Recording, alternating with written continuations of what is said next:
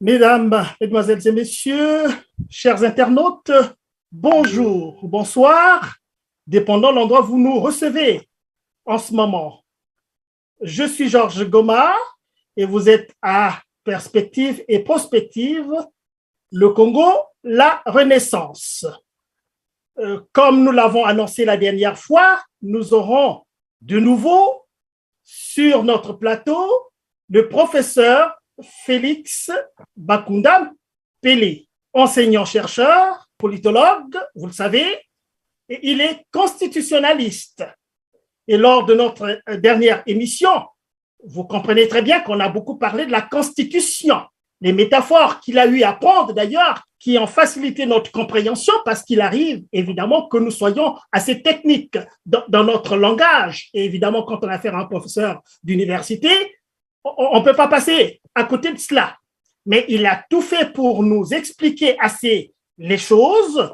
La Constitution, a-t-il dit, était comme le cœur, n'est-ce pas, dans le fonctionnement d'un corps. Vous voyez, on y a parlé des théories de organicistes pour bien comprendre le fonctionnement d'un État. Qu'à cela ne tienne, on a bien compris qu'il nous a montré comment est-ce que la Constitution et les institutions du pays étaient très instables, et c'est ça qui posait évidemment le grand problème pour expliquer un peu l'état de délabrement institutionnel et constitutionnel dans lequel notre pays se trouve. Vous comprenez aussi que M. Félix Bakunda Pélé a pris aussi l'image de la circulation routière en disant que finalement, la Constitution était à un pays ce que le code de la route était aux usagers de la route. Très, très intéressant. M. Bakunda Pélé également, évoquant la responsabilité de M. Denis Sassou Nguesso par rapport à tout ce passé difficile que le Congo a vécu, en évoquant l'article 96 de la Constitution de M. Denis Sassou Nguesso, qui disait qu'évidemment, il ne pouvait pas être poursuivi devant les tribunaux nationaux ou internationaux. Eh bien, M. Félix Bakunda Pélé nous a rappelé l'article 27 de la Convention de Rome, le statut de la CPI, qui disent clairement qu'à travers cet article, et les gouvernants et les citoyens, il n'y avait aucune différence. Tout le monde pouvait être poursuivi en justice en fonction de la gravité, n'est-ce pas, des actes qui auront été posés. Et au Congo-Brazzaville, nous savons tous très, très bien qu'il y a eu génocide, il y a eu des crimes contre l'humanité au Congo-Brazzaville. Et tout le monde sait très bien que ces crimes sont imprescriptibles. Et donc, les Congolais doivent le savoir, tout à fait, parce que beaucoup de Congolais ne le savent pas. Et ils doivent le savoir pour prendre non seulement leurs responsabilités, mais de comprendre à quel point est-ce que leurs droits sont spoliés. Pour aujourd'hui, on va passer à un stade supérieur. Professeur Bakunda Pélé, bonjour déjà. Bonjour Georges Goma. Comment ça va? Je vais bien, vous? Mais très content de vous revoir à notre plateau. Alors, donc, on va y aller. À qui incombe finalement la responsabilité de faire changer les choses? Est-ce que les personnes que nous connaissons comme des experts, en fait, leur crédibilité, la crédibilité et la responsabilité des gens qui sont, n'est-ce pas, poussés peut-être à enclencher ce grand changement dans la vie de nos institutions au Congo-Brazzaville? Merci cette responsabilité et comment leur accorder la crédibilité par rapport à ce qu'on aimerait que les choses soient. Merci pour cette première question, Georges. Il est vrai, si la société c'est tout un corps, chacun a sa petite part de responsabilité, c'est indiscutable. Mais si on élit des responsables et on les appelle à juste titre responsables, c'est parce qu'on estime qu'ils ont un rôle premier. De ce point de vue, la réponse tout de suite saute aux yeux.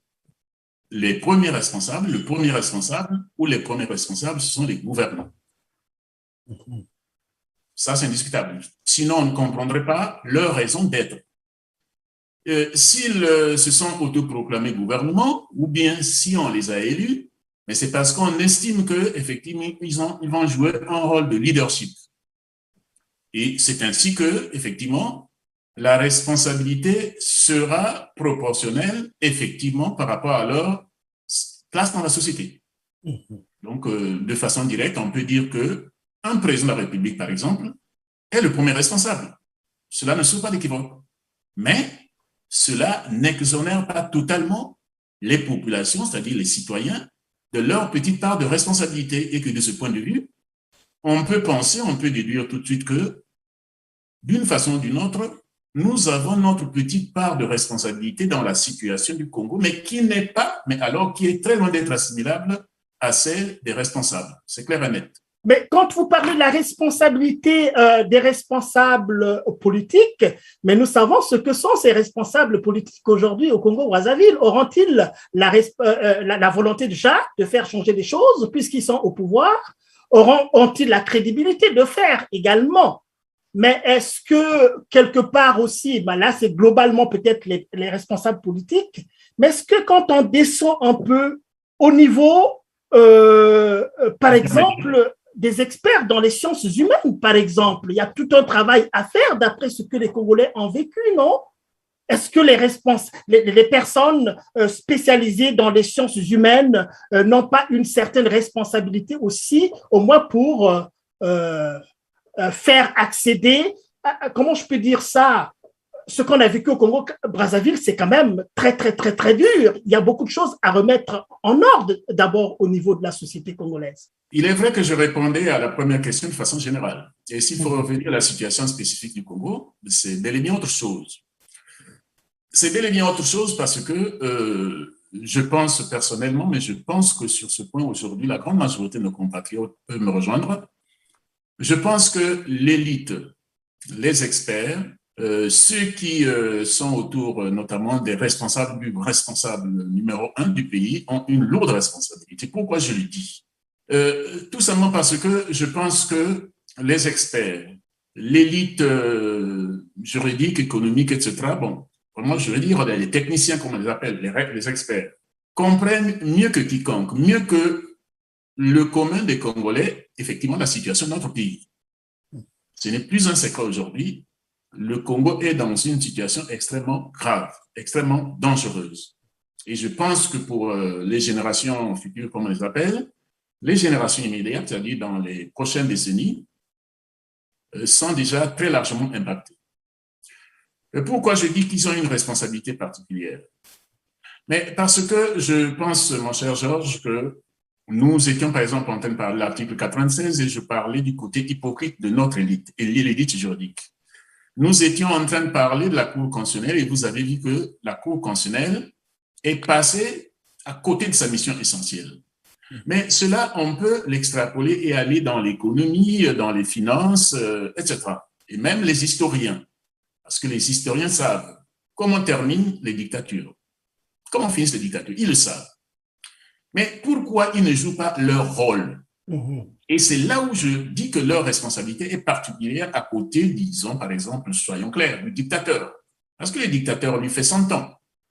Je ne pense pas que M. Sassou Nguesso, puisque c'est le tout premier responsable, soit totalement faux au point de ne pas savoir qu'il fait mal aux Congolais. Lui, il le fait sciemment. Tout ce qui est particulier chez lui, c'est qu'il s'est dit que ma seule façon de me pérenniser au pouvoir, c'est effectivement de mettre les Congolais en compétition sur la question des valeurs, c'est-à-dire les valeurs, ces valeurs, bien entendu. Ceux qui me sont fidèles, ceux qui respectent ce que je veux, eh bien, je les gâte. Et ça se vérifie par le fait que aujourd'hui, la majorité des Congolais savent lesquels pillent ce pays, lesquels font mal, mais qui ne sont pas punis. Monsieur Sassou le sait. Vous avez vous-même suivi dernièrement l'ancien patron des patrons du Congo, M. Bopaka, qui le dit. Mais nous le savons tous. Je ne parle de cela que parce que ça date d'une semaine. Ça a tourné sur les réseaux sociaux. Monsieur Sassou Nguesso a réussi, disons, sa stratégie cynique de faire comprendre aux gens que si vous n'êtes pas avec moi, vous n'êtes rien. Si vous êtes avec moi, vous avez tout. Je vous laisse tout faire. Et l'élite de notre pays, qui manque de sérieux aujourd'hui, je n'hésite plus à le dire, l'élite congolaise qui fonctionne comme des mercenaires contre leur propre pays fait ce jeu-là. C'est ça le jeu.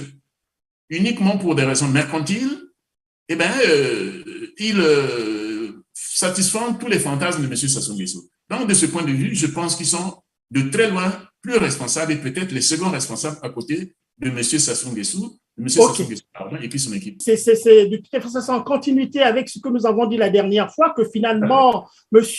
Denis Sassou Nguesso se comporte comme un roi, se comporte comme un empereur, sous d'autres cieux, on l'appelait empereur, c'est-à-dire que finalement, et la Constitution et le pouvoir législatif et le pouvoir judiciaire et le pouvoir, tout ça, c'est sous sa coupe. Hein. On l'a dit très bien, la forte personnalisation du pouvoir au Congo-Brazzaville. Bon, maintenant, puisque nous sommes dans la perspective et la prospective, là, comme on l'a dit, bon, comment faire, professeur Bakunda Mpele, pour faire de sorte que les experts qui sont pourtant au fait de la chose même, je vais citer par exemple votre collègue, M. Moudoudou, hein, c'est bien Moudoudou, hein, c'est comme ça qu'on l'appelle. Le juriste, oui. Le juriste.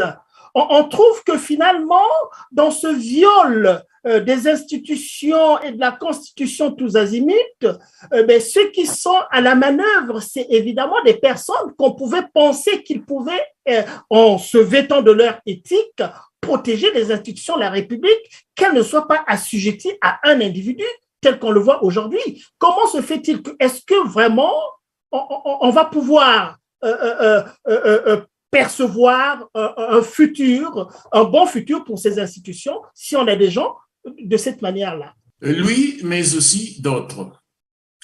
Et ce qui est embêtant pour celui que vous venez de nommer, c'est que il a écrit un peu, disons, avant d'être proche du pouvoir.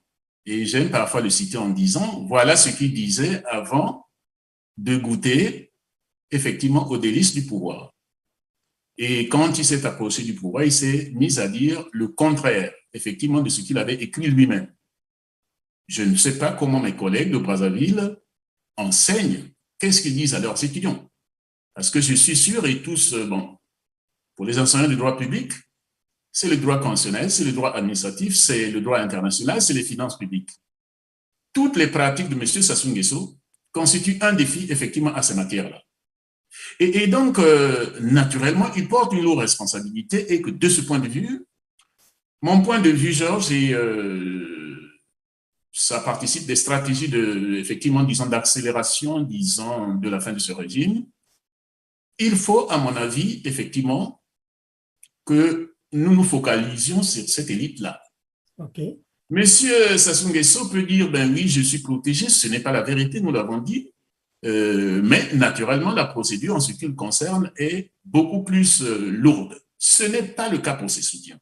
Nous avions parlé la dernière fois, par exemple, effectivement, disons, de ce que les Congolais aujourd'hui appellent le permis de tuer, de piller, donné à M. Sassou Nguesso par l'article 96, par la Constitution du 25 octobre. Mais, en fait, ce qui a précédé, c'était la fameuse décision de la Cour constitutionnelle du 17 septembre 2015, qui a permis effectivement à M. Sassou Nguesso d'aller au-delà de son mandat, c'est-à-dire donc disons, d'étrangler la Constitution. Au nom, effectivement, de l'autorisation qui lui a été donnée par cette décision du 17 septembre 2015, M. Sassou Nguesso s'est autorisé à tirer sur nos compatriotes, les 17 et 20 octobre 2015. Autrement dit, les compatriotes qui étaient à la juridiction constitutionnelle, qui ont fait faire à cette juridiction le contraire de ce qui est demandé à toute juridiction constitutionnelle dans tous les États du monde, du moins les États démocratiques, ont participé justement à ces crimes-là. Il faut le dire, Georges.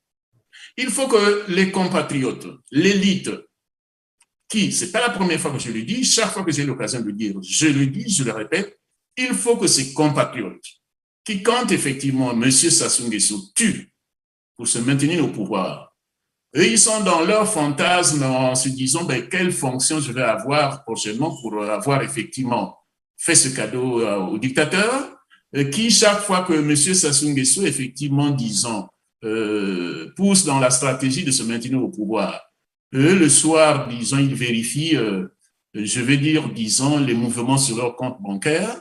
sache qu'il ne peut pas contenir à son piffret et,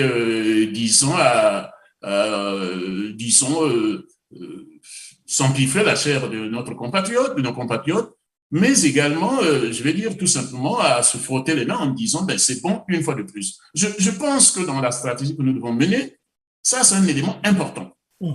Nous avons un défaut, disons, dans ce pays, mon cher Georges, c'est la personnalisation, disons, ça a plusieurs sens.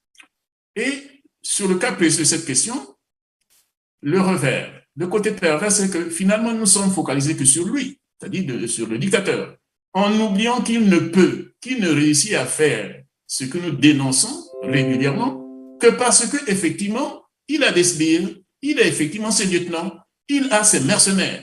Et cela, je pense que on ne peut pas attendre, je veux dire, longtemps pour effectivement, je veux dire, disons, tenter effectivement des mesures. Et je pense qu'au nom de l'histoire, au nom, disons, de nos jeunes générations, qui à un moment ou un autre se posant la question de savoir, tout le monde ne cesse de dire, voilà un pays de quelques 5 petits millions d'habitants.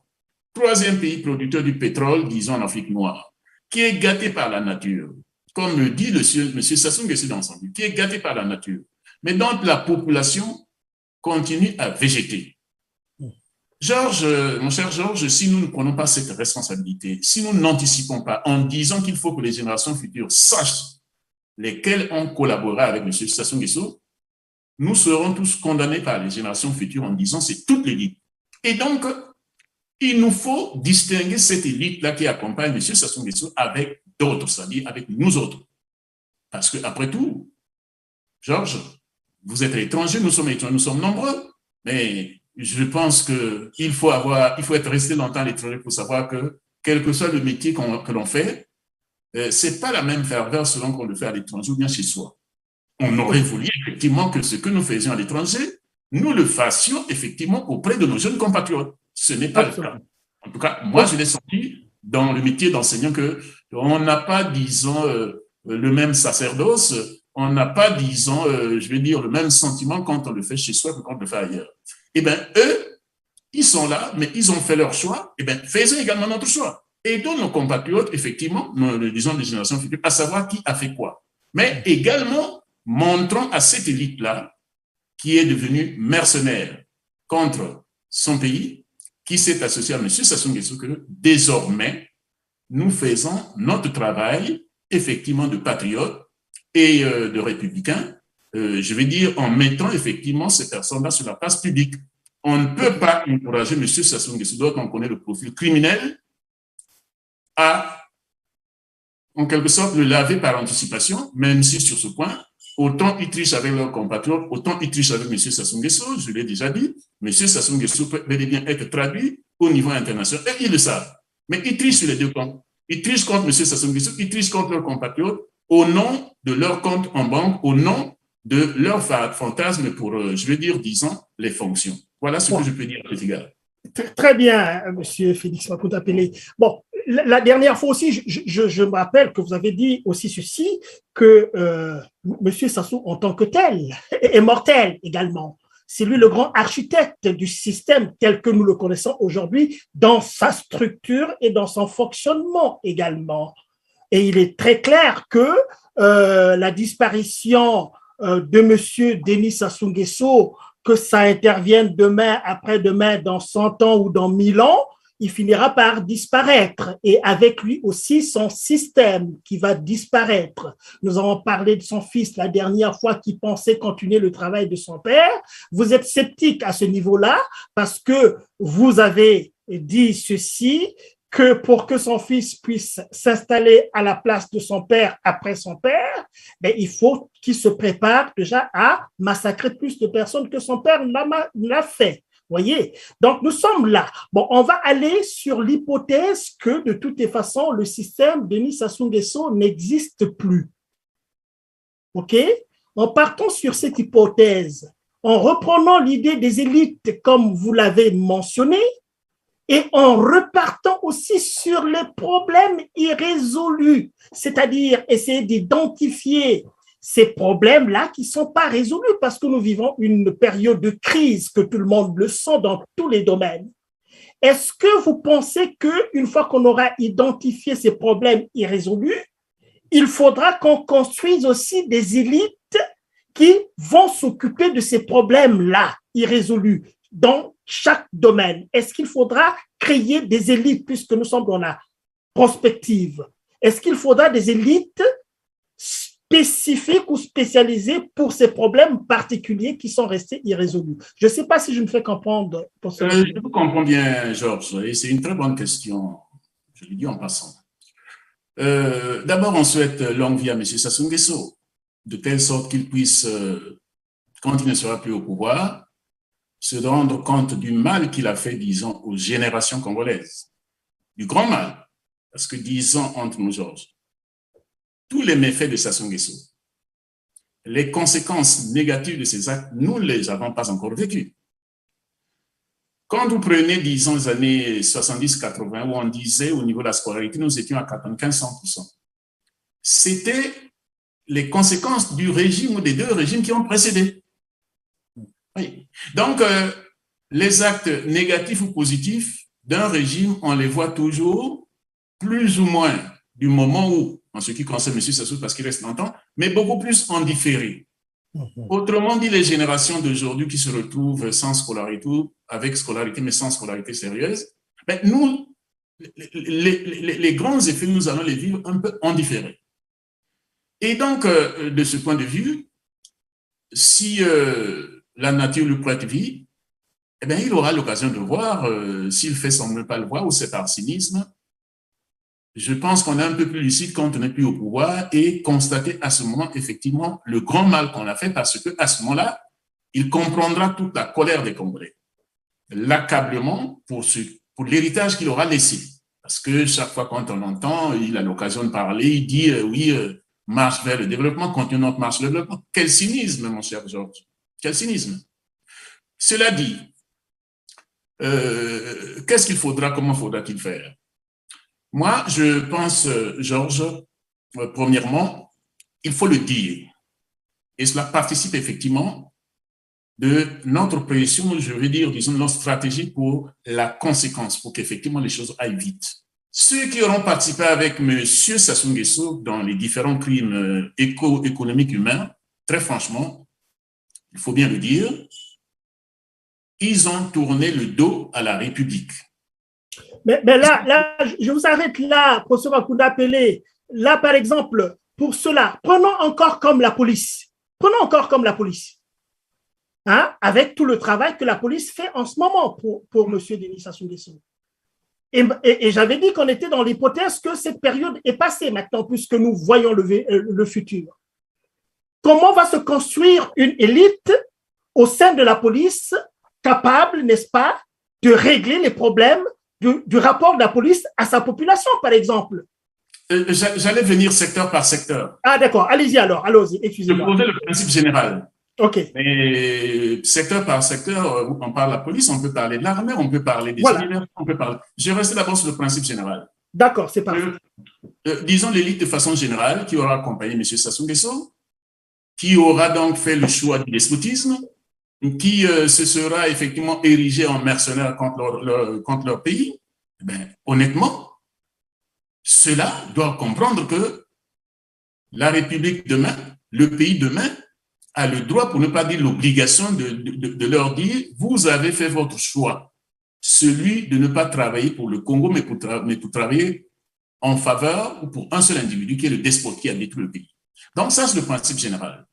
Maintenant, sur les questions de façon sectorielle, les dossiers, disons, les problèmes, ils sont nombreux. Quand on voit notre pays, pour ne pas dire pratiquement tous les secteurs sont à terre. Nous avons l'habitude, en termes de dossiers que déjà nous traînions, et dont, je vais dire, disons, la conférence nationale avait fait le bilan. Nous avons, par exemple, la question des biens mal acquis. Nous avons la question des crimes. Tout ça, hein, ça s'est prolongé. Quand M. Sassou Nguesso a repris le pouvoir, ça s'est prolongé de façon grave. Donc, je parlais, disons, des biens mal acquis, disons, des crimes. On peut parler des relations avec, disons, l'étranger, notamment les multinationales et principalement la puissance coloniale. On peut également parler, notamment, disons… l'approvisionnement en électricité, en eau, tout ça là. Voilà. On peut parler, disons, de ce que moi j'appelle toujours, disons, les grands axes du développement et du bien-être. Je mets ça là-dedans.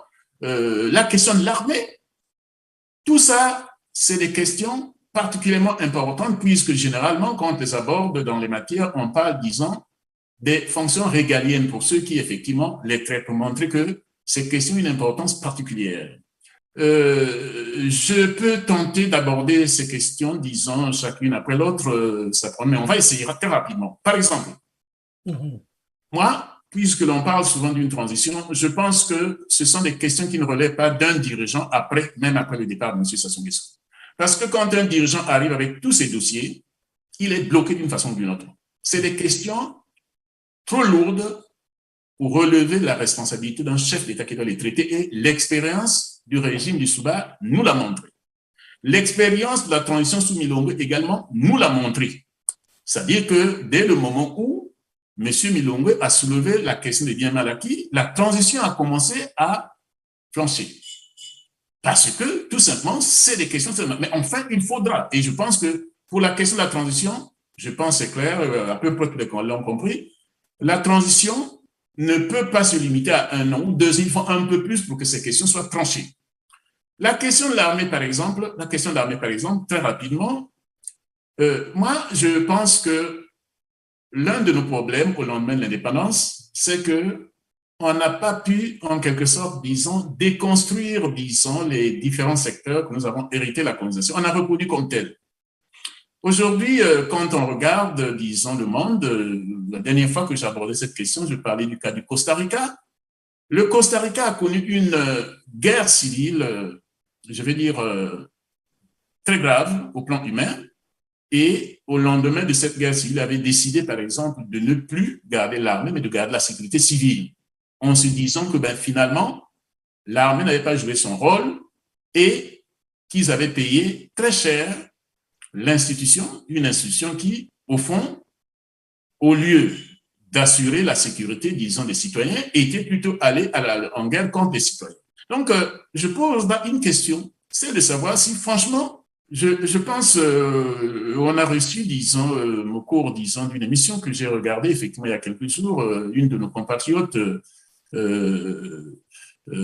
Madame Abia, qui était en train de rappeler que vous posez la question, disons, du budget de l'armée. Très sincèrement, pour un pays qui n'a jamais connu la guerre et qui n'est pas prêt d'en connaître, avoir un budget aussi énorme en matière de défense. Je veux bien que la défense est d'anticipation.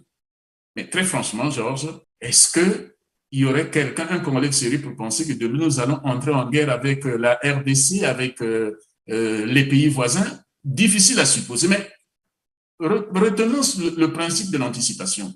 Franchement, est-ce qu'on a besoin de dépenser 200, 300, 400 milliards, disons, pour la défense et moins pour l'éducation? Oui. Donc, on peut aujourd'hui, l'avantage que nous avons à l'heure actuelle, c'est de dire que nous avons 60 ans d'indépendance et nous avons également un regard expert du point de vue des historiens, des économistes, qui nous permet de voir, de faire l'autopsie de notre histoire, mais également de décortiquer ce qui s'est passé ailleurs, de telle sorte que nous ne reproduisions pas de manière spontanée, je veux dire, les institutions qui existent ailleurs. Et bon, donc là, c'est la question de l'armée. Je pose là une question et je montre, disons, à peu près les alternatives reçues ailleurs. Pour nous poser la question de savoir, est-ce que la question du maintien de l'armée doit être, je veux dire, disons, abordée comme telle, d'autant plus, nous savons, puisque nous avons parlé de la personnalisation, nous savons que l'armée de M. Sassou Nguesso, c'est une armée personnalisée. Je ne veux pas rentrer sur les questions généralement qui touchent nos démons en parlant de sa composition, de la composition de cette armée, mais là, la question se pose. Et moi, je suis sûr, par exemple, je n'ai pas, disons, je veux dire, disons, voulu aborder cette question quand, à la mort du président Dissouba, j'ai fait un écrit qui était intitulé, disons, une expérience politique congolaise. J'ai pas voulu aborder cette question de l'armée et, je vais dire, disons, de ce qu'on appelait alors les milices, parce que, bon, voilà, il y avait notre compatriote, le général Mokoko, qui était à ce moment-là, disons, transféré, disons, en Turquie. Il était malade. Donc, ces questions-là, puisque je sais qu'en général, le pouvoir sur place les exploite, effectivement. Bon, j'ai pas voulu aborder cette question à ce moment-là. cette question de l'armée et de la militaire. Mais je pose la question suivante. Mais le rôle de l'armée, c'est quoi? Nous connaissons. Et si l'armée est personnalisée, je prends l'hypothèse concrète aujourd'hui, Georges, si demain, Sassou Nguesso n'est plus au pouvoir, honnêtement, sérieusement, les yeux dans les yeux comme on le dit, est-ce que cette armée du jour au lendemain qui est personnalisée, dont l'écrasante majorité des officiers supérieurs sont des proches de M. Sassou Nguesso, est-ce qu'ils peuvent jouer leur rôle? J'en doute fortement. Donc, oui, ça pose une question. Peux prendre... Attendez, monsieur, mais vous dites des choses très, très intéressantes. Je voudrais rebondir là-dessus, professeur Bakunda Pélé. En parlant de l'armée, bien sûr, qui est personnalisée à l'extrême, est-ce que vous pensez que nous fonctionnons dans l'hypothèse que monsieur Denis Sassou Nguesso est désormais une histoire du passé, hein? On est dans cette hypothèse-là. Est-ce qu'une institution comme l'armée, nous sommes toujours dans les institutions, dans leur préfiguration demain, la grande muette, comme on le dit. Alors, est-ce qu'on peut penser, vous avez dit vous-même d'ailleurs, mais comment, dans un pays qui n'a jamais fait la guerre en tant que tel, comment une institution peut brûler, je dis bien brûler, autant de budget, autant d'argent? Il y a encore un article qui est sorti j'ai vu peut-être 10 milliards siphonnés par les colonels de l'armée ou que sais-je encore. Alors, ma question, c'est de savoir, est-ce que demain, on pourra penser une armée qui, sous l'effet de ces experts, parce que vous avez compris qu'on donne de l'importance désormais aux experts qui connaissent la chose, qui connaissent bien la chose, pour éviter désormais que l'armée soit sous la botte d'un individu. Est-ce qu'on pourra penser demain une armée qui aura changé complètement, une armée de métier par exemple, une armée qui va voir renaître le génie militaire ou que sais-je encore, de sorte que le militaire puisse produire au moins quelque chose plutôt que de consommer, engloutir des sommes d'argent. Enfin. Mon point de vue, c'est clairement que, de toute façon, Georges, ne nous cachons pas, cette armée n'est pas préparée pour son rôle dans le monde entier, c'est-à-dire le rôle qui a attribué une armée dans le monde entier. C'est clair. Donc, on joue l'alternative pour dire, nous avons le cas du Costa Rica et de bien d'autres pays pour dire, ils ont fait le choix, disons, d'en finir avec l'armée classique pour une sécurité, parce que la sécurité civile, on en a toujours besoin en permanence. C'est mon point de vue. Mais je ne suis pas expert de l'armée, je ne fais que regarder pour montrer une autre alternative. Il faut donc effectivement, le moment venu. Pourquoi? Parce que nous avons parlé de l'instabilité institutionnelle et constitutionnelle la dernière fois. Mais l'armée a toujours été associée. Si on enlève, disons 63, 68, l'armée est en plein dedans. 77, l'armée est au cœur, disons, de la crise. 79, l'armée est au cœur de la crise. En 90-92, l'armée, le contexte effectivement démocratique aidant, essaie de revenir à la place qui était attendue d'elle. Et par la suite, c'est-à-dire dans 92, on rebelle dedans.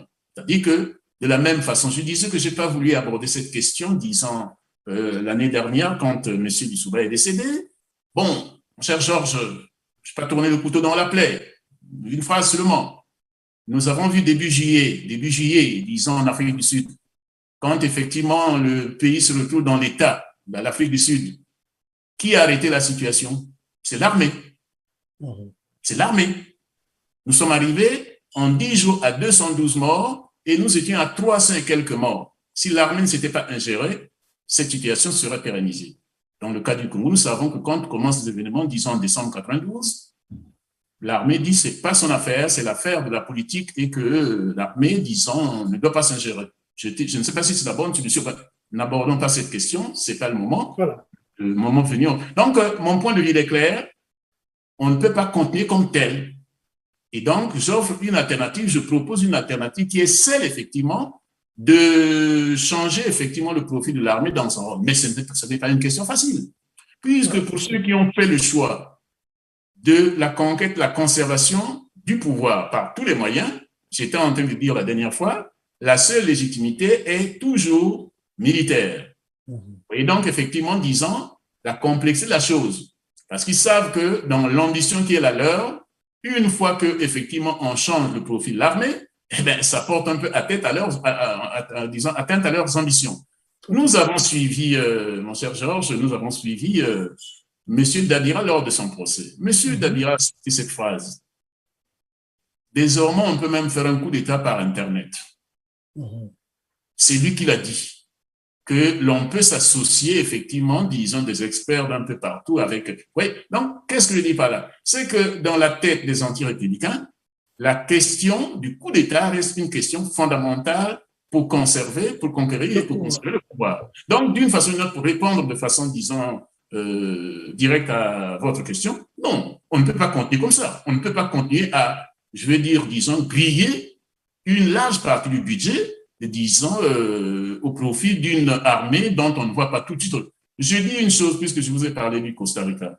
Quand le Costa Rica, en 1980, c'est-à-dire après près de 50 ans, disons, de gel, disons, du rôle de l'armée comme telle, a organisé un référendum pour savoir si on pouvait revenir, disons, à l'armée classique, à plus de 90%, le Costa Rica, qui est parmi les pays les plus à l'aise, les mieux, disons, je dirais donc les moins sous-développés, donc les plus développés, effectivement, d'Amérique centrale, a fait le choix à 90% de continuer sans armée.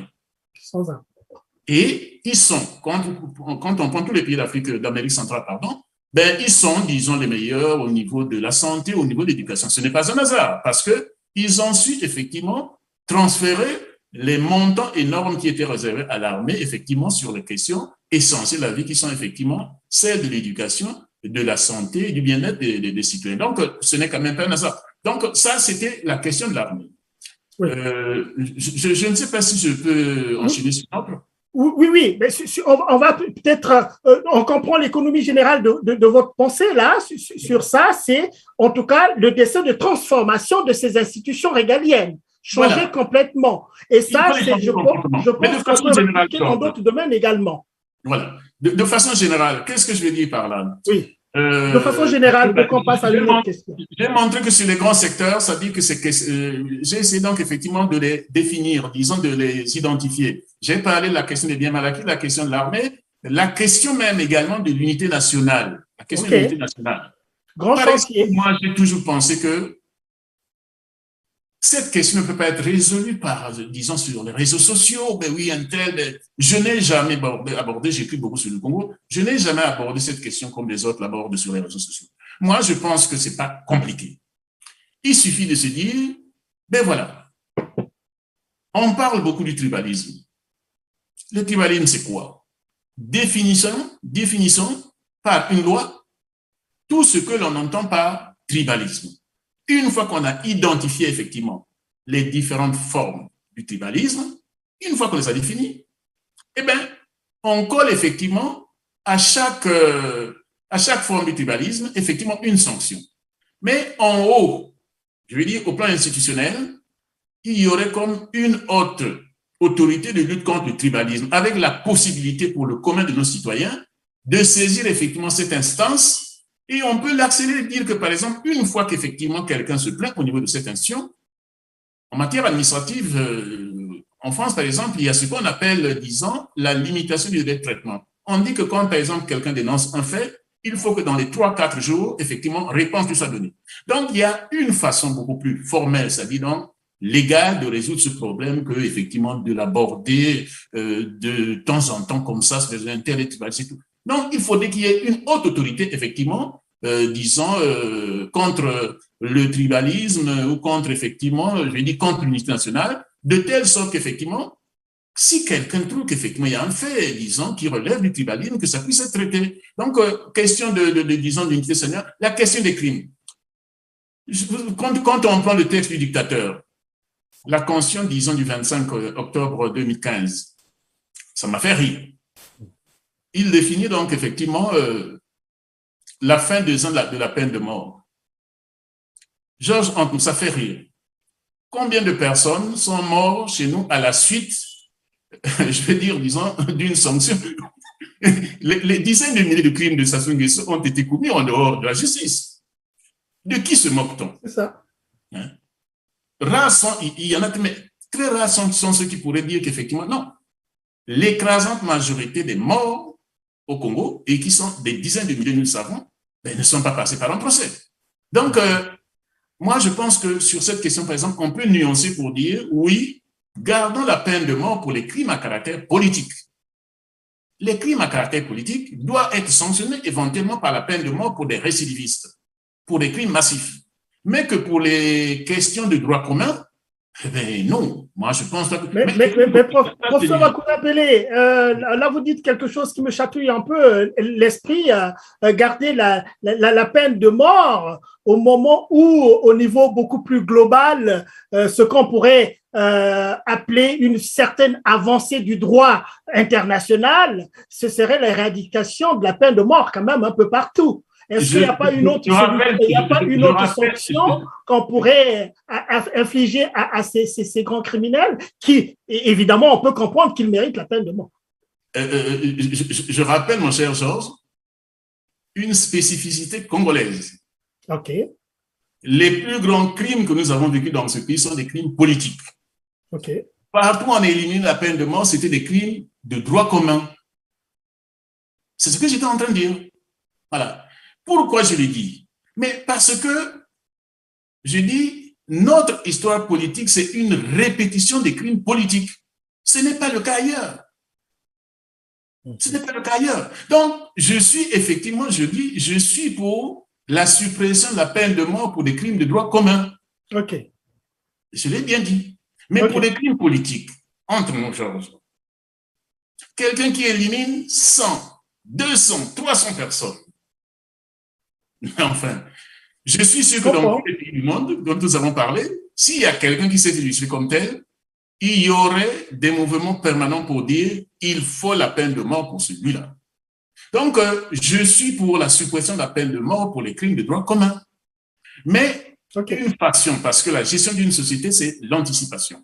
Pour dire que à la conférence nationale, tout le monde a dit, on se rappelle effectivement la déclaration de M. Tchister Chikaya, plus jamais ça. Nous sommes en 91, plus jamais ça. Eh bien, on l'a retrouvé, multiplié par 10, par 100 peut-être. 30 ans après, hein, 30 ans après. Enfin, aujourd'hui, ça fait 30 ans maintenant. Hein, depuis, donc, je pense qu'une dissuasion. Pourquoi je le dis? Mais c'est pour dissuader, pour tenter, je vais dire, disons, de trouver une issue à ces crimes politiques à répétition. Bon, pour ce Makounda-Pélé, je comprends très bien cela, je comprends très bien l'économie générale de votre pensée, mais dites-nous exactement comment faire pour imposer la respectabilité des institutions. Par exemple, comment faire concrètement pour que les gens aient le respect des institutions, par exemple, qui ne se lèvent plus, évidemment, comme vous le dites, se lever et se mettre à tuer le monde comme ça? J'en arrive, mais pour ne pas sauter les questions, parce que pour ceux qui... Allez-y alors. Ils se sont rendus compte qu'il y a une question qui avait été posée préalablement, celle effectivement des problèmes globaux. Okay. Je suis, pour terminer avec ça, je vais donner une réponse générale et puis j'arrive à la question. C'est parfait. Je pense, Georges, qu'effectivement, sur les grands problèmes du quotidien, sur les grands problèmes qui intéressent la majorité de nos compatriotes, j'ai dû penser qu'il faut les définir, il faut les identifier. Parce que ce qui est choquant dans notre pays, Georges, c'est de nous rendre compte que les questions les plus élémentaires qui ailleurs sont résolues depuis, chez nous sont loin d'être résolues. Prenons les questions les plus élémentaires qui relèvent effectivement du quotidien de nos concitoyens. L'eau, l'électricité, je veux dire l'alimentation, la santé. Mais l'éducation. On les recense pour le bien-être de nos compatriotes et que ces questions doivent être résolues d'urgence. Ce ne sont pas des questions des politiques, ce ne sont pas des questions des partis politiques. C'est des questions du commun des Congolais. Et l'on se dit, bon voilà, une fois qu'on les a identifiées, les questions qui relèvent, je dis bien, du bien-être de nos compatriotes, de telle sorte qu'elles soient résolues le plus rapidement. On recherche au niveau de notre élite et peut-être même ailleurs les profils correspondant à cela pour dire, voilà, c'est une question d'urgence. Nous donnons 2-3 ans pour que ces questions soient résolues définitivement et que, parce que, vous savez, Georges, on a l'habitude de dire, ventre affamé n'a point d'oreille. J'ajoute souvent, n'a point de ménage non plus. Quand on manque d'eau, quand on manque d'électricité, quand on manque, disons, à manger, je pense que c'est difficile d'être décent, je pense que c'est difficile de réfléchir. C'est difficile d'être un citoyen quand, effectivement, ces questions que j'appelle toujours des questions animales ne sont pas résolues. Donc, ces questions-là, là, je réponds de façon générale parce que je disais, en allant, disons, thème par thème, ça peut prendre du temps, mais de façon générale, donc je dis, voilà. Les questions essentielles qui relèvent du bien-être de nos citoyens doivent être des questions à identifier et à résoudre le plus rapidement en 2-3 ans en prenant les profils. On n'est pas obligé de se limiter aux profils nationaux. Puisque c'est une question d'urgence, on peut même prendre ces experts ailleurs et dire, voilà, nous, les problèmes, c'est ceux-là. C'est ceux-là. Eh bien, aidez-nous, nous mettons les moyens de telle sorte qu'en 3, 4, 5 ans, ces questions soient résolues. Oui, donc, voilà la réponse globale que je peux donner effectivement sur ça. Mais on peut s'identifier, on peut, comme je l'ai dit, on peut effectivement aller question par question. Mais voilà à peu près la solution globale que l'on peut proposer. Et je suis sûr que 3, 4 ans, la majorité, pour ne pas dire toutes ces questions, peuvent être résolues. Maintenant, pour revenir à la question que vous m'avez posée dernièrement, donc la toute dernière. Oui, la toute dernière question, en fait, comment imposer pour demain le respect de ces institutions-là? Comment imposer ce respect? Peut-être pas le terme imposer, mais comment apporter cette pédagogie auprès des gens que ces institutions soient désormais sacrées, que les gens comprennent que non, mais là, je suis en dessous de l'institution. Un peu les institutions fortes, comme disait Obama. De façon générale, par exemple, nous regardons le problème de détournement des deniers d'État. Bon, moi, j'ai l'habitude de dire que s'il y a cette forme, effectivement, disons, de désinhibition de l'élite et même, disons, du Congolais lambda dans le pillage, c'est parce qu'ils se disent ailleurs, on le fait. C'est-à-dire, à un niveau supérieur, on le fait. Et ça fait que le Congolais lambda, moi, je suis pendant la présidence de 2016, disons, les proches des candidats à la présidence qui étaient en train de dire, bon, c'était Africa 24 qui était là qui pose la question de savoir, mais dites-nous la corruption, c'est quoi? Et j'ai été surpris, disons, les collaborateurs des leaders politiques qui étaient là, ben, ils disent, oui, par exemple, au tribunal, quelqu'un arrive, fait ceci en taxi, en tout. Ben, ça s'appelle, disons, la petite corruption. Effectivement, elle est critiquable, mais c'est la grande corruption qui donne, effectivement, cette liberté-là. C'est parce que, effectivement, au niveau supérieur, les gens se disent, mais enfin, si les ministres, les directeurs généraux le font, pourquoi je ne le ferais pas? Et pourquoi d'ailleurs, disons, on a du mal à frapper cette petite corruption? Mais c'est parce que les gros poissons, comme on le dit, se disent eux-mêmes que, ben oui, moi, je m'occupe d'abord et avant tout de moi-même, c'est-à-dire, effectivement. Donc, voilà. Donc, première réponse, je pense que si on est conséquent, avec les gros poissons, comme on le dit, c'est-à-dire si on applique la sanction, effectivement, ça va se répercuter. Le DG ne va pas hésiter à frapper effectivement son petit agent pour que, effectivement, de façon par ricochet en quelque sorte, effectivement, bon, il y ait un peu plus d'effectifs. Donc, l'exemplarité. Première, effectivement, réponse. Mais au niveau, l'exemplarité, ça veut dire qu'il faut que la justice fonctionne. Ce qui veut dire qu'il faut qu'effectivement, nous ayons, disons, même au sein de l'élite, même si on ne peut pas rêver d'en avoir une qui soit, disons, complètement saine, mais s'il y a quelques-uns qui sont sains, effectivement, ils peuvent. Mais on peut aller plus loin. Mais M. Bakunda-Pélé, au cœur de la société, Georges. M. Bakunda-Pélé, vous parlez de l'exemplarité. Évidemment, l'exemplarité, c'est quelque chose de formidable, c'est une valeur qu'on recherche partout. Mais est-ce que cette exemplarité, quand je vois un peu un système comme celui de Thomas Sankara, est-ce qu'à force de vouloir montrer cette exemplarité au point où il a porté, ça ne l'a pas coûté la vie? Est-ce qu'il n'y a pas les systèmes qui se sentent enracinés quand quelqu'un ressort un peu? Regarde un peu au Congo-Brazzaville, il y a des gens, par exemple, qui ont 10 salaires, surtout dans l'armée, 10 salaires. Donc, depuis près de 30 ans, depuis 80, près de 20, plus de 20 ans, quelqu'un est là en train de gagner 10 salaires. Et que tout d'un coup, plaf, la supercherie a été découverte, il revient à un salaire. Est-ce qu'un type comme ça, s'il a des moyens, il ne peut pas tout briser pour empêcher un peu l'exemplarité de prendre d'accord. Vous êtes modeste en disant 10 salaires, il y en a qui en gagnent 50 et 100. Mais ce que je veux dire, c'est quoi? Bon, nous prenons le cas du Burkina Faso. Malgré l'effort qui a été fait par le président Sankara, nous étions dans un système fermé, c'est-à-dire un système où effectivement la société civile ne fonctionne pas. Un système où les médias, malgré que nous étions dans un contexte du point de vue institutionnel, qui était quand même un système dictatorial, je veux dire, c'est-à-dire où effectivement les différentes formes de contrôle ne fonctionnent pas, ne sont pas initiées, ne sont pas, disons, activées. Donc, je pense qu'effectivement, avec un discours, un contexte démocratique, moi, je ne cesse de dire ceci. Quand il y a eu cette affaire, disons, des biens mal acquis en 2010, quand ça a sonné, effectivement, disons, en France, avec, effectivement, pour ceux qui s'en rappellent, effectivement, les proches, disons, de M. Sassou Nguesso qui étaient montés au créneau pour dire, ben voilà, on veut, disons, bousculer notre République, c'est une atteinte contre l'État. J'avais écrit, disons, une petite réflexion qui était intitulée « Bien mal acquis participe du pouvoir mal acquis ». Qu'est-ce que je veux dire par là? C'est qu'en réalité, s'il y a un minimum de démocratie, la démocratie elle-même offre des possibilités de contrôle de cela. Et que si M. Sassou Nguesso et ses sbires vont jusqu'à ce scandale et s'en fichent, mais c'est tout simplement parce que nous ne sommes pas en démocratie. Moi, nous prenons le régime de Pascal Lissouba. Les gens disent qu'il y avait des signes. Je dis des signes, oui, peut-être même des faits.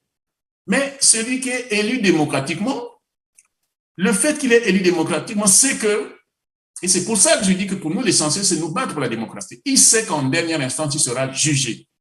La démocratie se donne tous les moyens de corriger un fait et que c'est difficile d'arriver à un certain stade. Si M. Sassou Nguesso est arrivé à ce stade de pillage massif, insolent, impuni. Mais c'est tout simplement parce qu'effectivement, il se fiche de la démocratie. Donc, je dis, en démocratie, nous sommes dans les pays démocratiques. Le crime existe en France. Le crime existe aux États-Unis. Les détournements existent. Mais la possibilité, la démocratie offre des possibilités, effectivement, de limiter et de corriger cela. Donc, si nous sommes arrivés à ce scandale, je veux dire, disons, à cette obscénité, mais c'est tout simplement parce que nous sommes dans un contexte démocratique. Donc, de ce point de vue, moi, je pense que pour nous, travailler, lutter pour la restauration démocratique, c'est déjà, de façon générale, c'est déjà une avancée. Et que le reste, de la même façon que je dis, les questions tribalistes ne se posent que parce que nous sommes dans le contexte qui est celui. Si nous sommes en démocratie, la démocratie donne la possibilité. Prenons l'hypothèse, ce qu'on dit par exemple de notre armée. Mon cher Georges, vous pensez que si nous étions en démocratie, les gens ne se diraient pas qu'il y a un problème et qu'il faut le résoudre tout de suite? Le Parlement traiterait de cette question. Nous étions l'autre jour dans la question, mais très rapidement, la voie évoquée comme ça, la question aujourd'hui, disons, la concession des terres. En démocratie, ben, un président peut dire, ben oui, je vous donne des terres comme ça. Non. Donc, je pense que le contexte démocratique lui-même offre également des possibilités, disons, je vais dire, disons, de limiter le phénomène. Ne fût-ce que parce que le dirigeant qui est là, c'est que, outre les contrôles qui sont multiformes, c'est-à-dire la société civile, les institutions habilitées, bon, ceux-là, effectivement, font contrepoids, disons, dans des pratiques négatives. Or, tout cela ne fonctionne pas. C'est ce que demande le Fonds monétaire à Sassou Nguesso. Mais ça ne peut pas aller puisque le système est né et continue, disons, à vivre dans le contexte. Donc, tout ce nous avons vu là qu'il a nommé un ministre chargé du contrôle d'État. Un instant, c'est un organe interne, c'est-à-dire qu'il dépend de lui-même. Ça va donner quoi? Absolument rien. Donc, ça, c'est, je veux dire, au niveau, effectivement, des marches. Mais je veux dire ceci. Contrôle politique et moyen de se sortir du système. On a remarqué, par exemple, que la Constitution de 1992, ou tout simplement le contexte démocratique, avait prévu certaines instances, notamment contre certaines pratiques, notamment les coups d'État. Et entre autres, effectivement, moyens qui étaient prévus, il y a eu, par exemple, la résistance à l'oppression qui était prévue dans notre préambule. Et la plupart des pays africains qui ont adopté les nouvelles constitutions avaient adopté le même mécanisme de résistance à l'oppression. Dans l'hypothèse où, effectivement, il y avait un coup d'État, parce que tout commence par là. Et puis le reste, on bascule. Voilà. Ça n'a pas fonctionné. Ça n'a pas fonctionné en gros. Bon, du point de vue, pour moi qui ai traité cette question, on sait qu'en réalité, quand le peuple veut réagir par résistance, il n'a même pas besoin de texte. Voilà. Et quand on le prévoit également, c'est à double tranchant. Je rappelle, Georges, que quand M. Sassou Nguesso arrive en 97, il dit que c'est la résistance à l'oppression contre un tyran. Je me rappelle qu'il l'a dit. Je rappelle également qu'avant 97, on a recouru 3 fois à la désobéissance civile dans notre pays. Janvier 92, novembre 92, juillet 93, à l'occasion des élections législatives anticipées. Ouais. Je peux vous dire tout de suite, vous vous rendez compte, je peux vous dire tout de suite que ce n'était pas toujours pertinent. Par exemple, novembre 92, désobéissance à l'oppression parce que le président a dissous l'Assemblée et qu'il a violé la Constitution. Depuis, j'ai démontré que non. C'est l'opposition qui avait violé la Constitution. Parce que la majorité, dans un régime semi-parlementaire, c'est le peuple qui donne la majorité. C'est pas, disons, les opposants qui font du rafistolage pour dire je vais me lier à toi et puis on va continuer la majorité. Non. Mais vous voyez, donc je dis que c'est un mécanisme à double tranchant. Okay. Et en France, où ça a été utilisé a été annoncé par la Déclaration des droits de l'homme et du citoyen. Par la Déclaration des droits de l'homme et du citoyen, à l'article 2. Quand on est passé à l'élection, on est arrivé à ce qu'on appelle le régime de la Convention nationale avec Robespierre. Robespierre a pensé que, bon, non, on n'était pas allé loin, qu'on avait annoncé, mais on n'avait pas prévu les mécanismes. Article 35, la Déclaration des droits de l'homme de la Convention, du régime qu'on appelle sur la terreur, qui, en même temps qu'elle prévoyait je veux dire, disons, un dispositif radical de la résistance à l'oppression, à l'article 35, avait également prévu, dont l'ambition, dit-il, effectivement, garder les verbes de la révolution, avait également prévu l'échafaud. Au moins 300 personnes, officiellement c'est 170, mais les historiens disent qu'il y a eu au moins 300 qui sont passés par l'échafaud. Et que si justement on n'a pas retenu la déclaration des droits de l'homme et l'article 35, qui prévoyait effectivement une résistance à l'oppression radicale, c'est pas rentré dans l'histoire parce qu'ils se sont rendus compte que cette même résistance à l'oppression pouvait effectivement, disons, tourner court et jouer un rôle contraire effectivement à celui que l'on prévoyait. Donc, oui, comme mécanisme comme ça, en même temps qu'on se dit que c'est pour réguler, c'est pour effectivement, disons, assurer des garanties. La démocratie, ça peut donner autre chose. Mais je m'accorde avec vous, nous avons également à réfléchir sur des garanties solides de notre démocratie. Et absolument. Ces garanties, moi je pense par exemple à une. Nous avons remarqué, Georges, que tous les dictateurs, tous les putschistes, quand ils font un putsch, ils vont arrêter le moteur là. C'est-à-dire, ils vont suspendre la constitution. Vous voyez, M. Sassou Nguesso l'a fait en 97, il l'a fait régulièrement, je rappelle qu'il l'a fait effectivement. Je vais dire, disons, le 14 août 1968, ils ont effectivement, disons, tiré le moteur, c'est-à-dire qu'ils ont effectivement, disons, aboli ou abrogé la constitution qui avait précédé. Ils l'ont fait le 5 avril 1977. Ils l'ont fait, Sassou l'a fait également le 7, y compris ses propres textes, hein. Voilà. Le 7 février, disons, 1969, il l'a fait. Le 30 mars, il l'a fait. Le 8 juillet, il l'a fait. Il l'a fait le 24 octobre, disons. Qu'est-ce que je veux dire par là? Puisque nous savons, par exemple, que quand les dictateurs, les putschistes font un coup d'État, ils vont arrêter le moteur. C'est-à-dire, ils vont donc effectivement, disons, abroger la constitution. Mais réfléchissons quelque part, une fois en causant, vous et moi, il y a longtemps, nous étions inspirés, disons, de l'aéronautique. Il faudrait que nous ayons plusieurs moteurs, de telle sorte que si la tel moteur, effectivement, ben, nous allumons notre moteur. C'est ça. Vous voyez ce que je veux dire par là? Voilà. Donc, prévoyons plusieurs moteurs, de telle sorte que le moteur ne soit pas seulement au niveau national, c'est-à-dire à la portée du dictateur ou du putschiste, mais qu'il y ait plusieurs moteurs. Quand on arrête ici, l'autre moteur s'allume. Oui, donc, ce que je parle là par métaphore pour dire métaphore, oui, ça se comprend très bien. À plusieurs canaux de conservation, effectivement, de la démocratie, c'est-à-dire, donc, nous devons assurer une meilleure garantie. Nous avons donc à réfléchir cela à partir de cet exemple-là. Est-ce que c'est une certaine idée d'un fédéralisme ou d'un pouvoir qu'on enverrait dans le territoire, de sorte que si le pouvoir central s'arrête, comme vous dites, la belle image, et que dans les collectivités, c'est ça. C'est hein?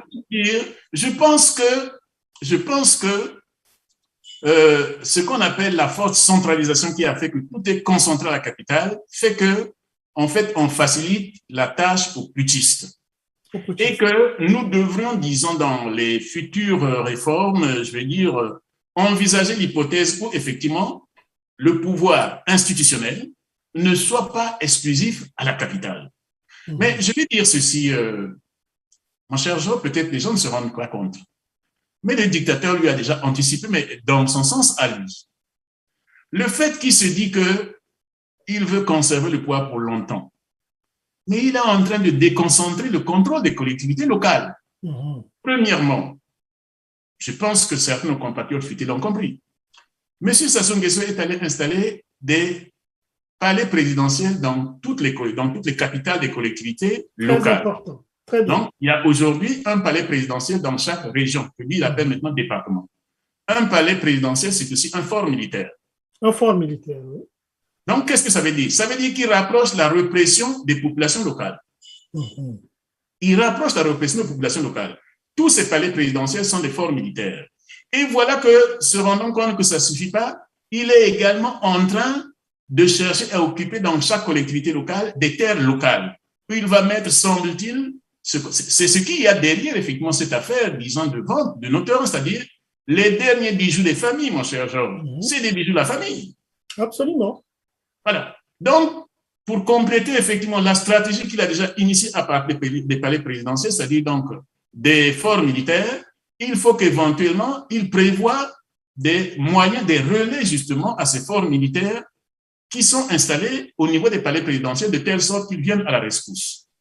Voilà donc la stratégie. Donc, vous voyez que dans ce que je dis, pour effectivement multiplier les moteurs de telle sorte que ça ne soit pas au niveau... Mais lui, il a déjà anticipé, mais dans ses fantasmes à lui. Dans ses fantasmes à lui.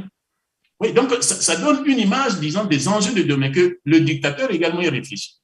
C'est ça. Et sous le même angle, moi j'ai déjà dit, bon, ça m'embête un peu de répéter, mais il faut le dire, je l'ai dit en une phrase, nous ne devons pas continuer avec le même modèle présidentiel, de toute façon. Dès qu'on parle, si nous prenons l'exemple, effectivement, disons, du fédéralisme tel qu'il est organisé ailleurs, et principalement aux États-Unis, ça va de pair, effectivement, avec la reconnaissance d'un exécutif local relativement fort. C'est-à-dire les gouverneurs et tout, ça veut dire qu'on organise la collectivité locale. Donc, personnellement, mais j'ai déjà beaucoup dit et écrit là-dessus, on ne va pas perdre de temps. Je pense que le modèle présidentiel français que nous avons adopté nous a déjà joué trop de mauvais tours. D'abord, parce que j'ai déjà dit, c'est le guichet unique de la puissance coloniale ou disons des multinationales étrangères. Nous avons remarqué la question des terres. Bon, voilà, les Rwandais disent ils ont tout simplement discuté avec Sassou. Ben, Elf, nous avons vu, au total, ils discutent seulement avec Sassou.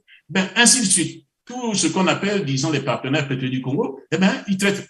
Ça ne tient pas. Uniquement parce que c'est le plan de la République. Donc, je pense que ce modèle, je ne cesse de dire, c'est le poison d'Afrique, c'est le piège qui a été tendu à l'Afrique et que, de façon impérative, ce modèle doit être revu, on ne peut pas connaître comme ça. Donc, ça participe effectivement de ce que j'ai appelé des moteurs différents. Il ne faut pas qu'il y ait un seul moteur. Voilà. Oui, mais c'est ça, c'est ça. Et même la France aussi, hein, parce que ça, c'est carrément l'histoire du jacobinisme, hein, la remontée des dossiers sur Paris, et qu'après, il y a eu la décentralisation. La décentralisation qui a été effectivement le reflet des combats qu'il y a eu à aujourd'hui. Nous semblons rester accrochés à ce jacobinisme idiot. Voilà.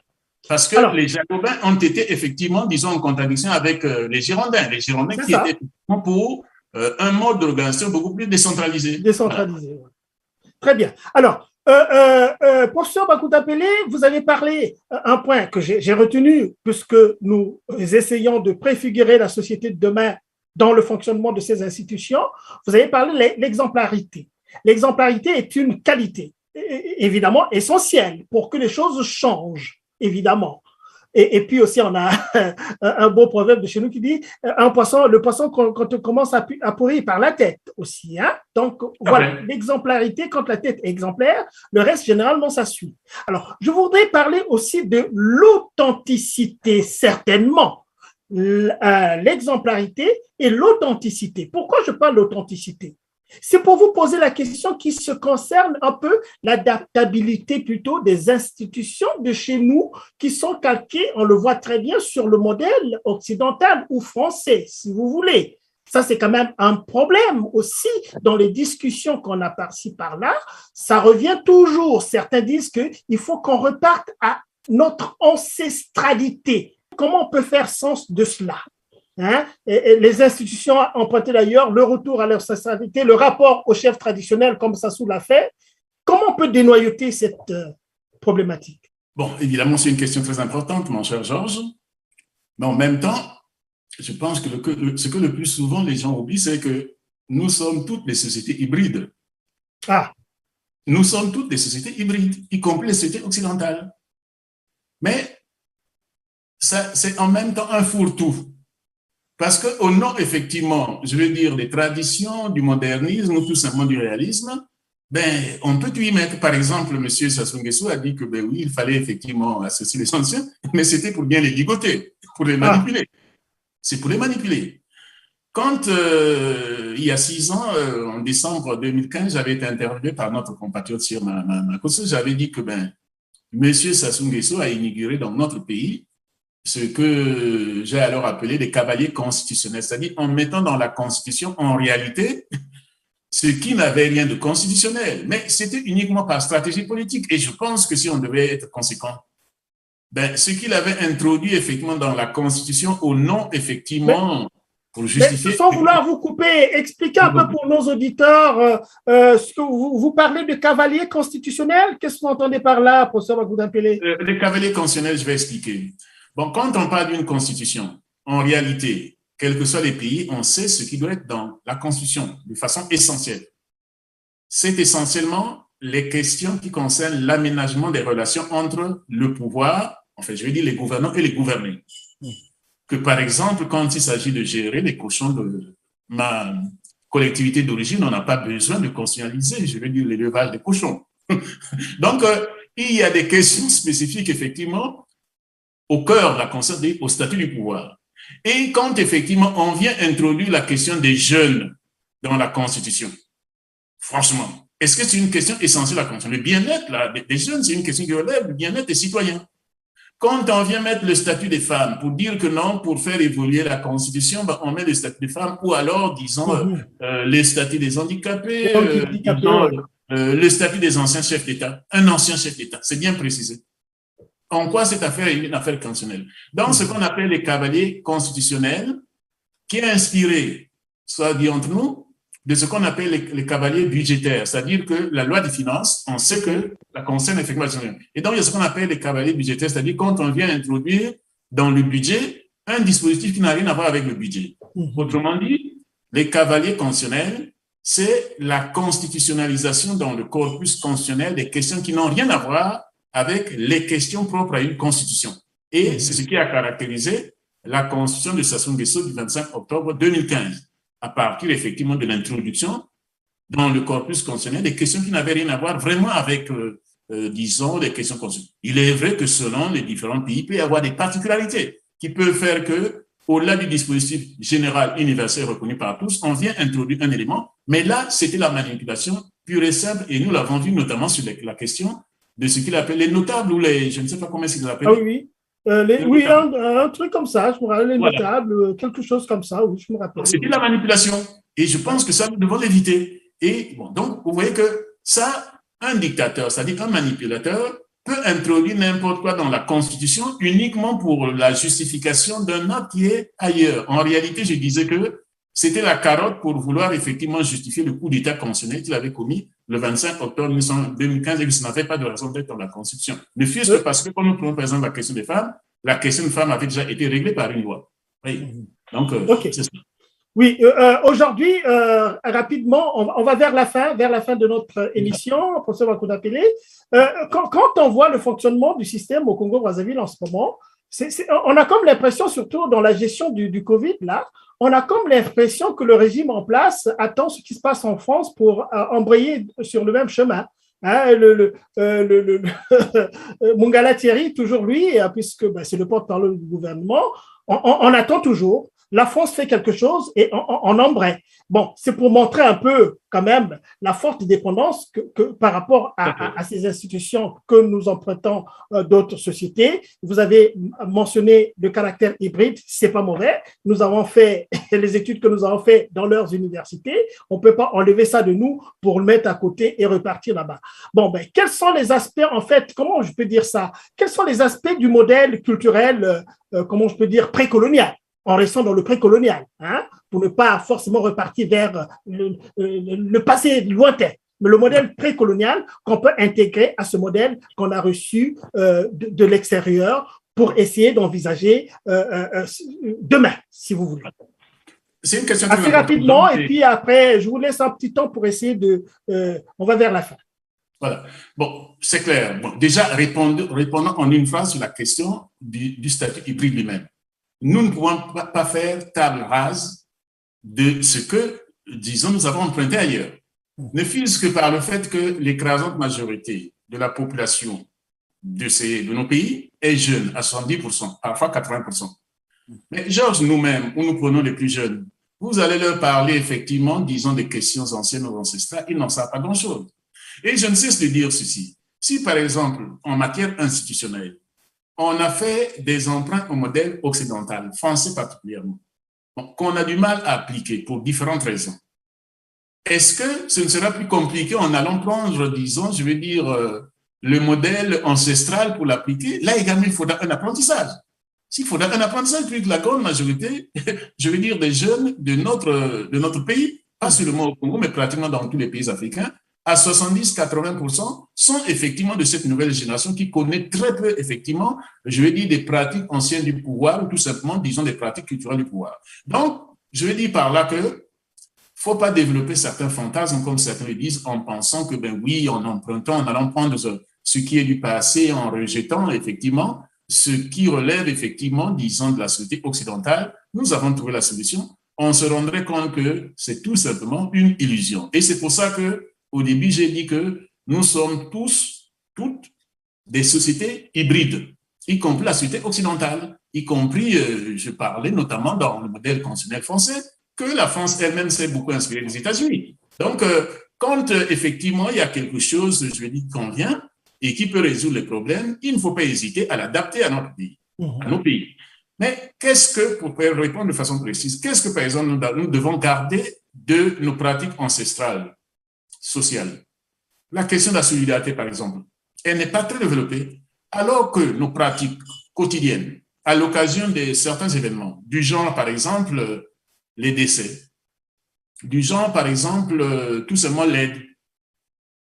Moi, je regardais, effectivement, si on se concerne, par exemple, l'aide au développement, depuis quelques années, il y a des compatriotes africains qui regardent et qui disent que l'aide que font les diasporas africaines à l'endroit de leur pays d'origine est 10 fois plus élevée que l'aide, par exemple, au développement.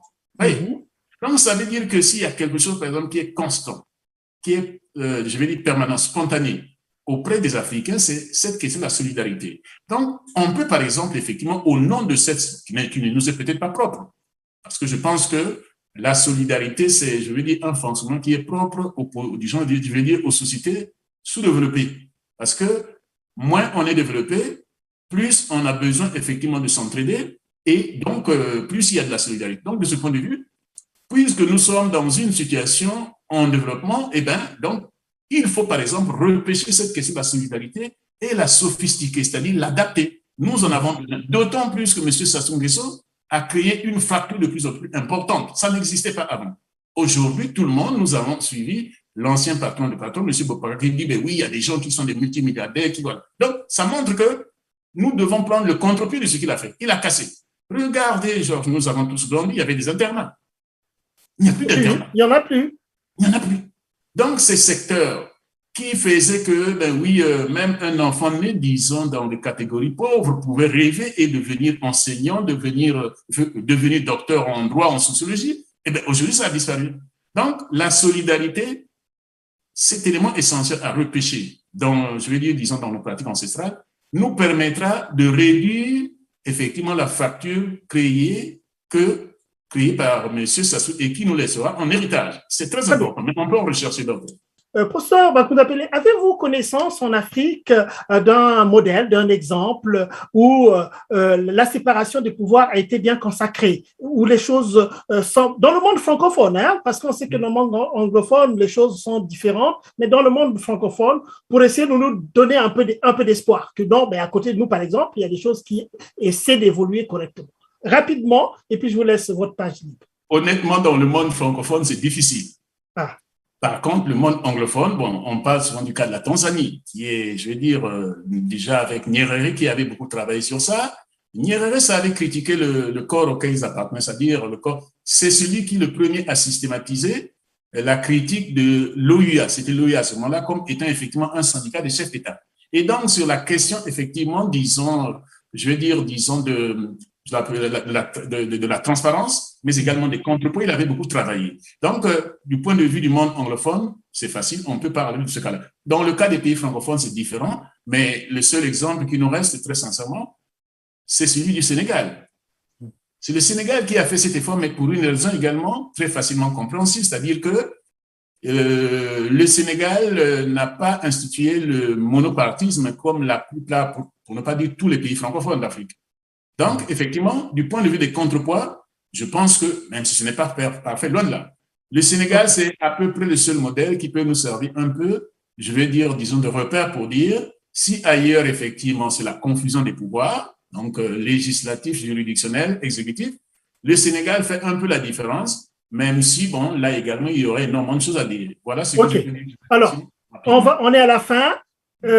Professeur Bankouda Pélé, c'est quoi, de façon ramassée, quelques réformes majeures que vous pensez qui peuvent être en chantier pour la société congolaise de demain, sur le plan institutionnel, bien sûr, et constitutionnel? Sur le plan institutionnel, qu'est-ce que je peux proposer, mon cher Georges? Je commencerai très rapidement par ce que je ne cesse de répéter, je ne peux pas louper une occasion pour le dire. Le modèle présidentiel français que nous avons adopté en Afrique nous a joué de très mauvais tours et il faut lui tordre le cou. Donc, j'ai déjà dit, écrit, répété cela à plusieurs reprises. Je ne vais pas retarder, mais je dis que nous devons remettre en cause ce modèle-là.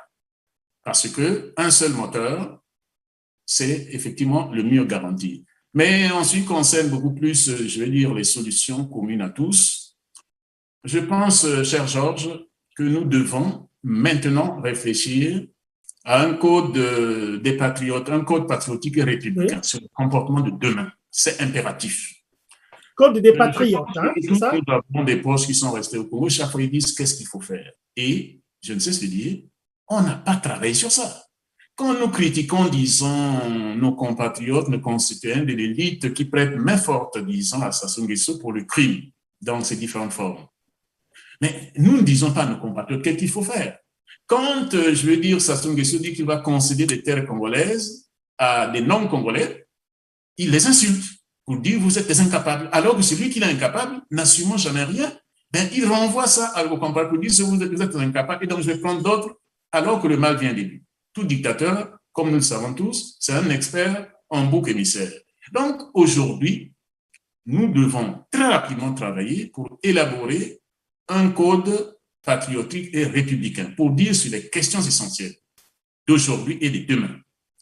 Nous devons effectivement nous y mettre pour rédiger un projet pour dire quelle doit être l'attitude des compatriotes, par exemple, à l'endroit des mercenaires de M. Sassou Nguesso, des mercenaires nationaux de M. Sassou Nguesso contre leurs concitoyens. Nous devons l'élaborer. Nous devons effectivement élaborer ce code, par exemple, en tenant compte des questions aujourd'hui qui deviennent lancinantes. Nous avons parlé, par exemple, de la question tribale.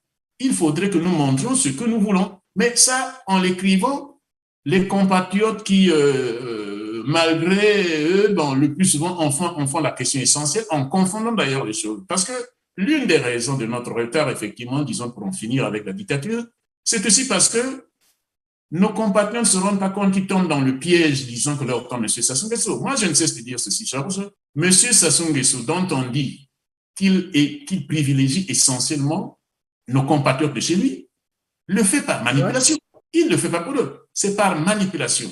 Pour faire comprendre que la donne essentielle est essentiellement tribale et que, en mettant cette question tribale au cœur des questions congolaises, eh bien, les questions essentielles qui relèvent de ses responsabilités deviennent des questions secondaires. J'ai tendance à vous reprendre là, professeur Bankouda Pélé, les gens de chez lui seulement, il y a pourtant beaucoup de gens de la partie sud quand même qui sont avec lui, non?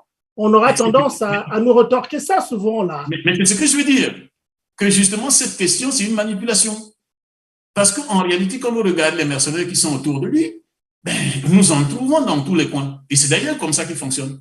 Il les a mis en compétition en disant ceux qui veulent de moi, ceux qui me soutiennent, ceux qui, disons, exécutent comme des automates ce que je veux, ben, je vais les gâter. Nous trouvons, ben, nous avons commencé là par là, comme nous avons parlé de la question de l'élite. Il y a des membres de l'élite, des éminents membres de notre élite qui ne sont pas de chez Sassou, qui sont avec lui. Donc, voilà, ce que je veux dire par là, c'est que l'élaboration de ce code des patriotes et des républicains, c'est une question importante. Okay. En l'attachant aux questions essentielles de notre pays pour dire voilà ce que nous pensons de telle question, telle question, telle question, et c'est des questions essentielles, et non le plus souvent que les questions que M. Sassou Nguesso met en exergue pour dérouter, pour effectivement manipuler nos compatriotes, et pour dire que demain, voilà ce que nous voulons faire sur ces questions-là, mais également pour accélérer la fin du despotisme. Voilà ce que je veux dire pour l'essentiel et pour en terminer, mon cher Georges. Merci, professeur Bankouda Pélé. Ben voilà, nous arrivons à la fin de notre causerie. Merci à nos téléspectateurs, à nos internautes de la gentillesse qui nous font de nous suivre de plus en plus nombreux, il faut le dire. Eh bien, on va s'arrêter par là aujourd'hui et au plaisir de vous retrouver dans une semaine, encore autour d'une autre émission de Perspective, Prospective, le Congo, la Renaissance. Merci et au revoir.